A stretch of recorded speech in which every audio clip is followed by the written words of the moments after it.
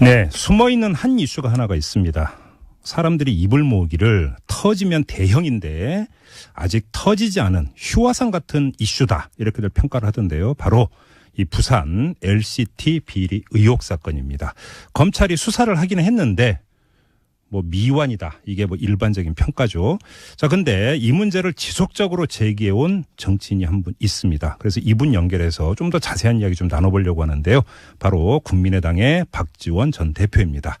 박지원 전 대표에게는 물어볼 사안이 하나 더 있죠. 요즘 그 바른정당의 통합 문제를 가지고 참 여러 가지 이야기가 있는데 이거에 대한 입장도 함께 들어보도록 하겠습니다. 자, 연결하죠. 여보세요. 네, 박지원입니다. 예, 안녕하세요, 대표님.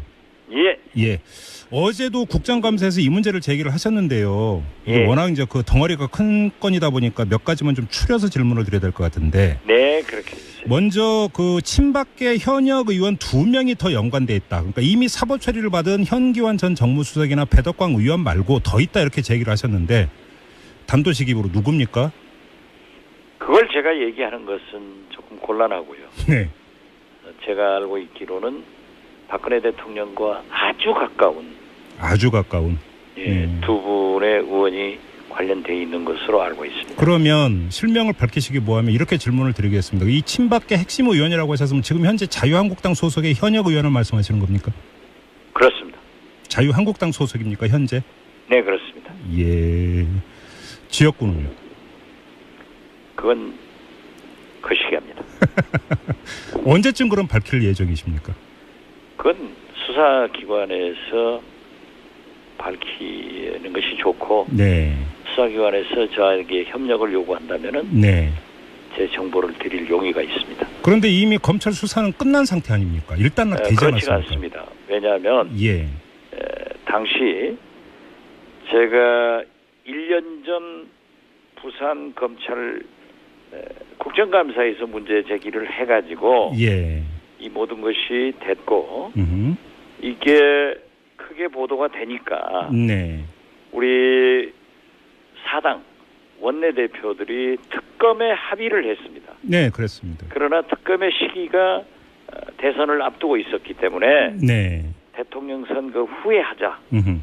이렇게 합의가 됐기 때문에 현재 원내대표들이 문제가 되면은 특검을 할 수 있습니다. 아, 특검 카드가 살아있다 이 말씀이시군요. 예, 그리고 부산지검장께서도 어제 시민단체 고발 등 여러 가지 문제가 있으니까 추가 수사를 할 수밖에 없다. 네. 이런 답변을 했습니다. 자, 그러면 지금 대표님께서 말씀을 꺼내셨으니까 그때 그 원내대표들이 대선 후에 특검을 하자고 합의까지 했음에도 불구하고 지금 정치권에서는 그 지금 이 특검법안 발동도 안 하고 있습니다. 그럼 이 움직임은 어떻게 해석을 해야 되는 겁니까? 글쎄, 뭐 저도 사실 챙기지를 못했습니다만은 네. 이제 어제 국정감사에서 밝혀졌기 때문에 네. 아마 원내 지도부에서 특검을 추진하리라고 봅니다. 그러니까 일각에 어떤 그 소문이 있었냐면 당시에 그 원내대표들이 특검을 합의한 정치적 배경이 있다. 이게 뭐냐면 이 LCT 비리 의혹과 연루되어 있는 인물이 한 명 있는데 이 사람이 대선 출마 움직임이 있으니까 그 움직임을 제어하기 위해서 특검 카드를 꺼냈다. 이런 세간의 소문이 있었습니다. 이 점은 어떻게 받아들이세요? 제가 어제 국정감사장에서도 자유한국당 의원들이 그러한 문제를 제기해서 네. 즉 문재인 대통령과 네.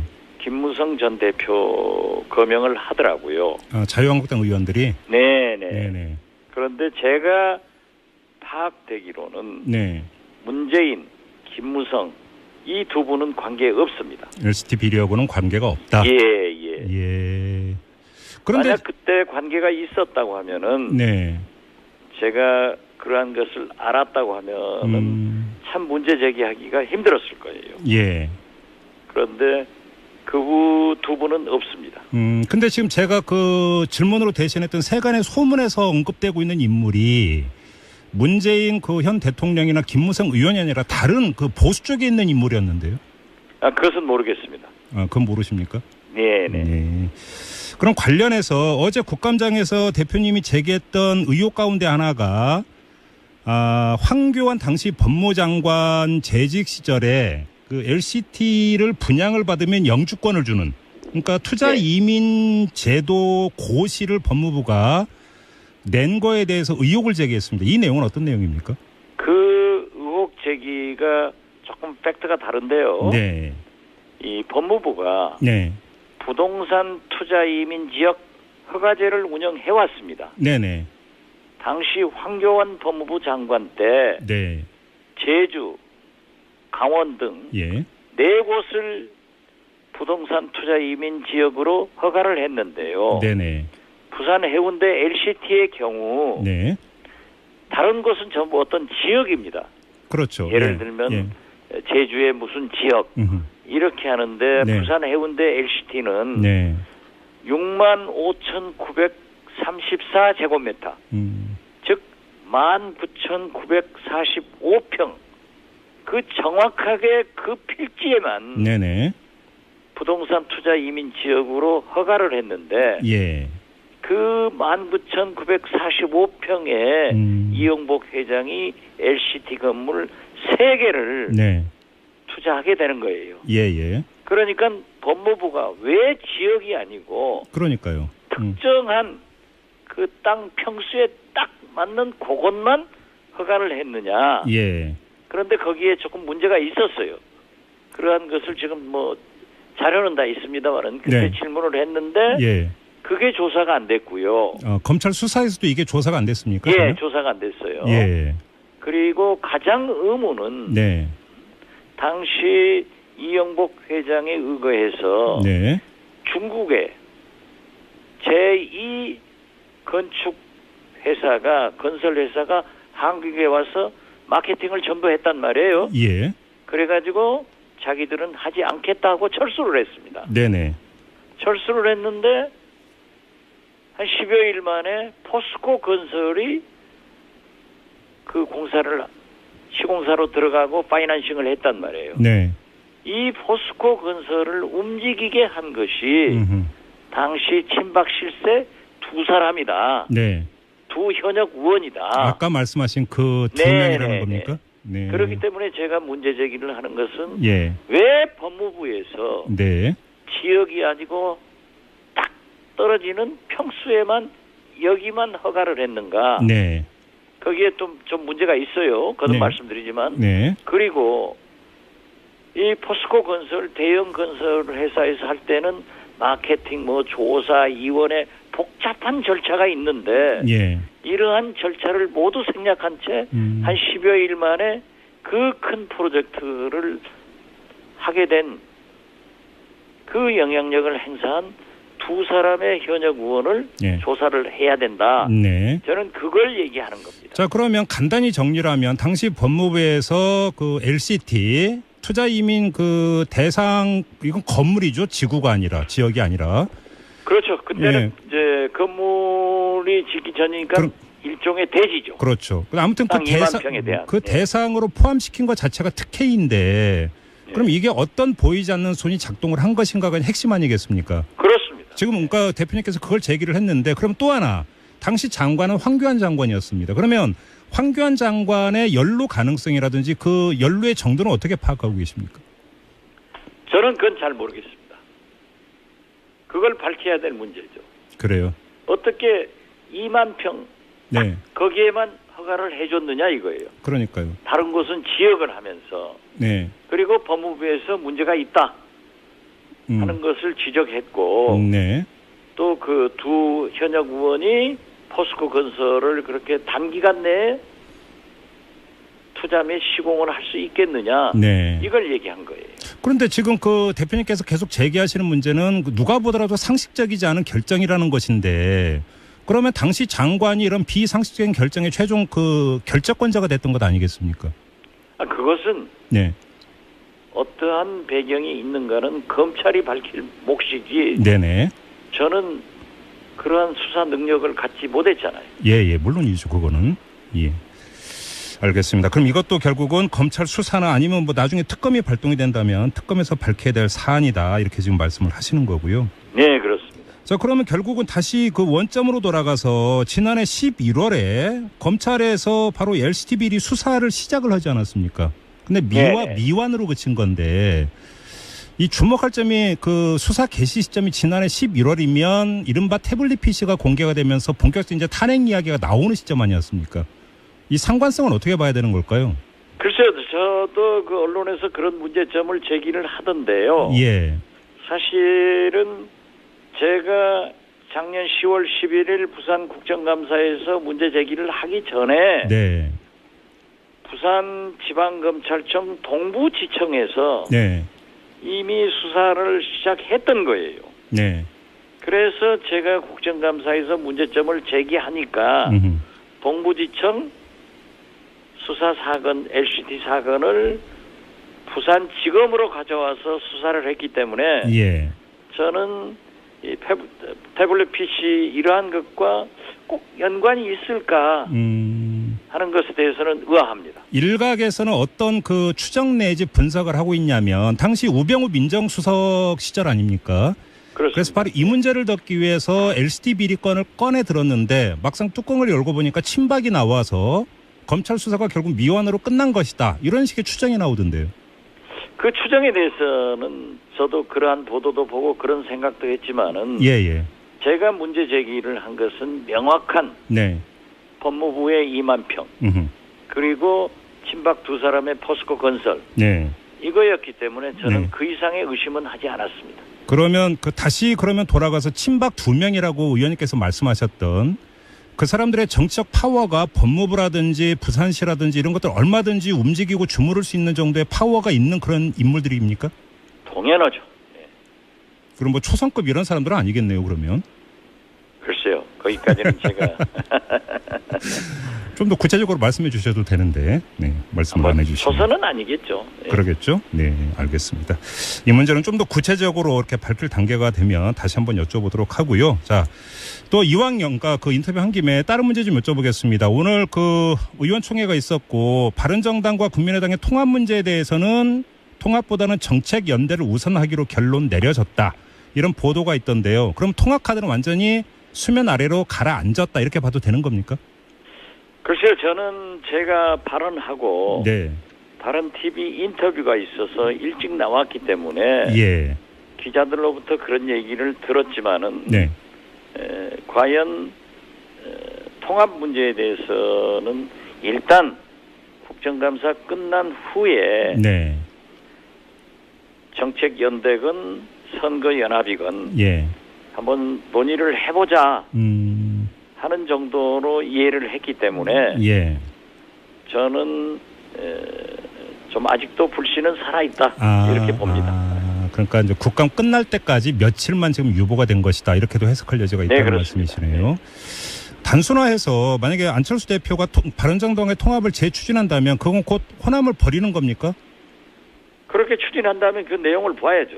네. 그렇지만 그렇게 되지 않을 겁니다. 이미 예. 우리 의원들도 네.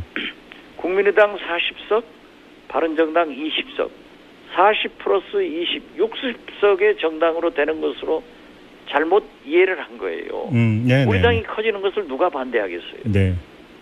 그러나 바른정당은 저는 오래전부터 얘기해왔습니다. 11월 달에 분열되게 돼 있고 네. 저는 상당수 거의 15석 정도가 집단 혹은 개별적으로 내년 지방선거 공천 이전에 네. 자유한국당으로 갈 것이다. 그리고 나머지는 많아봐야 7석. 네. 적으면 4, 5석. 이게 남아있을 건데 네. 이분들하고 우리 당으로 들어오는 것은 환영할 일이지만은 도적에 불질러 놓고 쌀아기 주워 먹을 필요가 뭐 있느냐. 알겠습니다. 그런 얘기를 한 겁니다. 제가 호남을 질문드린 이유가 뭐 대표님께서 그 내년 지방선거에 전남지사 출마한다는 이야기는 공공연한 사실이 좀 돌고 있는데 만약에 통합이 이렇게 되면 전남지사 출마하셔서 승산이 있겠습니까? 제가 통합은 된다 안 된다 얘기한 게 아니고요. 네. 저는 네. 우리나라 민주주의를 위해서 민주 세력이 집권해야 되고 네. 분단의 아픔을 극복하기 위해서는 김대중의 햇볕 정책이 계승 발전돼야 되고 네. 균등한 국가 발전을 위해서 호남이 발전되는 그런 정치를 목표로 하고 있기 때문에 예. 이 세 가지 중에 하나라도 일탈되면은 네. 함께하지 않겠다 하는 그런 얘기를 했을 뿐이고 예. 제가 전남지사를 출마를 하려고 하는 것도 네. 그러한 생각을 갖고 있는 거고 아직 확정은 안 됐지만은 네. 그런 것의 유불리를 따져가지고 네. 제가 얘기를 한다고 하면은 박지원이 아닙니다. 그럼 마지막으로 다시 뭐 확인 질문 드리고 마무리하겠는데요. 만약에 대표님께서 전남지사에 출마를 한다고 전제를 해놓고 그럼 필승카드는 민주당과의 통합 내지 민주당과의 선거연대 이렇게 해석을 하면 되는 거죠? 민주당요? 더불어민주당요? 더불어민주당과 아직 그러한 것은 생각지도 안 했고 네. 지난번에 그런 얘기가 나왔었지만은 네. 분명히 우리는 제3당에 네. 총선 민의대로 간다라고 결정돼 있습니다.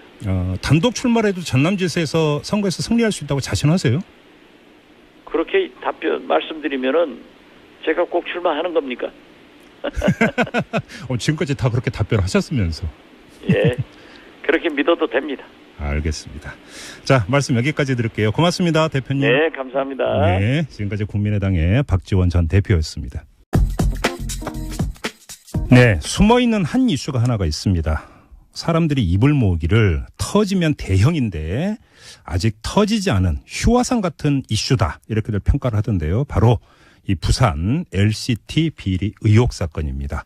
검찰이 수사를 하기는 했는데 뭐 미완이다. 이게 뭐 일반적인 평가죠. 자, 근데 이 문제를 지속적으로 제기해온 정치인이 한 분 있습니다. 그래서 이분 연결해서 좀 더 자세한 이야기 좀 나눠보려고 하는데요.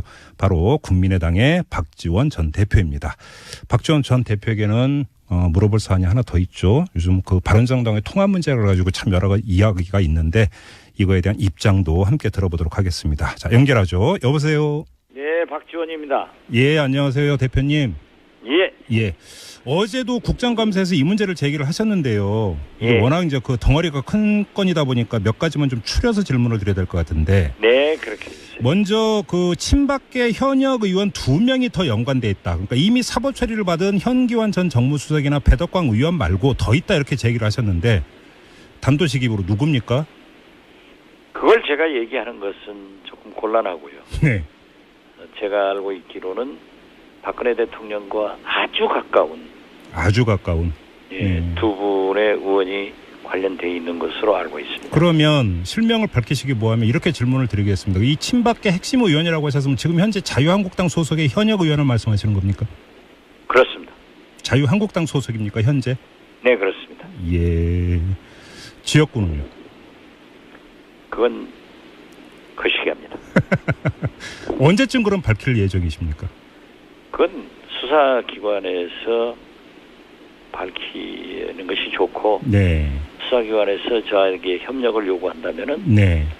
제 정보를 드릴 용의가 있습니다. 그런데 이미 검찰 수사는 끝난 상태 아닙니까? 일단 되지 그렇지가 않았습니까? 않습니다. 왜냐하면 예.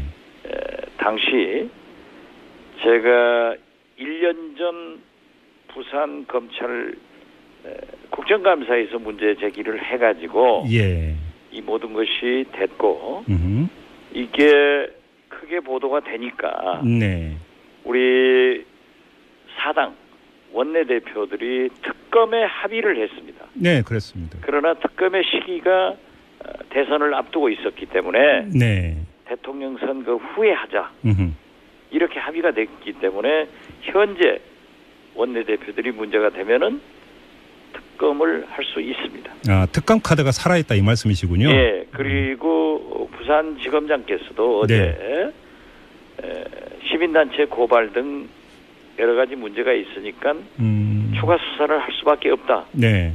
이런 답변을 했습니다. 자, 그러면 지금 대표님께서 말씀을 꺼내셨으니까 그때 그 원내대표들이 대선 후에 특검을 하자고 합의까지 했음에도 불구하고 지금 정치권에서는 그 지금 이 특검법안 발동도 안 하고 있습니다. 그럼 이 움직임은 어떻게 해석을 해야 되는 겁니까? 글쎄, 뭐 저도 사실 챙기지를 못했습니다만은 네. 이제